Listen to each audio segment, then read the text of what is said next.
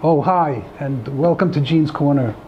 I wanted to talk a little bit about camp history today because when you go to camp, camp history is so important, and you should really know a lot about your camp.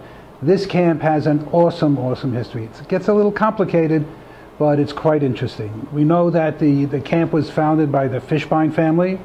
First, Mr. Fishbein's father, and then Mr. Fishbein. We used to call his father Old Mr. Fishbein, and then Mr. Fishbein. And then a few years ago, about 9 years ago, the camp was bought by the Goldfarb family, and 3 years ago, Cindy and Jeff bought the camp. When we come into camp, and the big sign says Camp Echo, we walk down a street called Old Echo Road. And I'll tell you how that got its name.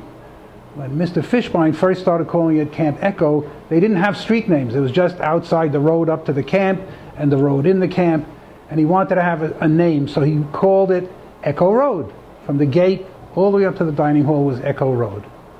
And then the municipality came and paved the road outside and gave it a name. They decided to call it Echo Road.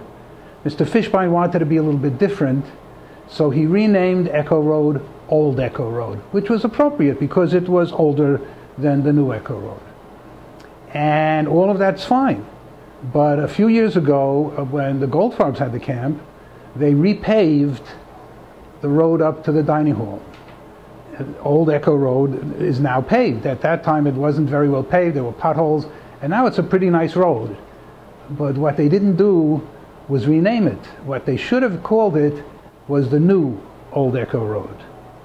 And that's something that bothers me. When I walk around camp and I see the signs, I see the sign up near the gate, it says Old Echo Road, and it's the new Old Echo Road, and that really makes me want to say something about, but it's not my job to tell anybody how to function the camp. I mean, they know what they're doing. They know exactly what they're doing in functioning the camp. And I've given it a lot of thought. And if they change it to the new Old Echo Road, and then the city of Burlingame paves the road outside, that becomes the new Echo Road. So the new Old Echo Road could go back to being the Old Echo Road, which means that they don't need a new sign.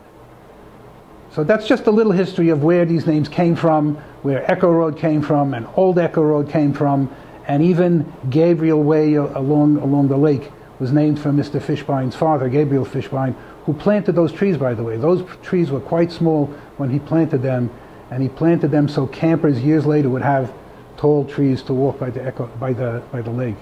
But that's some camp history you can take home with you and have some sense of the tradition that exists here at Camp Echo. So, I'm getting the high sign from my producer. We're running out of time, but thanks for stopping in at Gene's Corner. And remember, if you need me, you know where to find me. I'll be standing in the corner.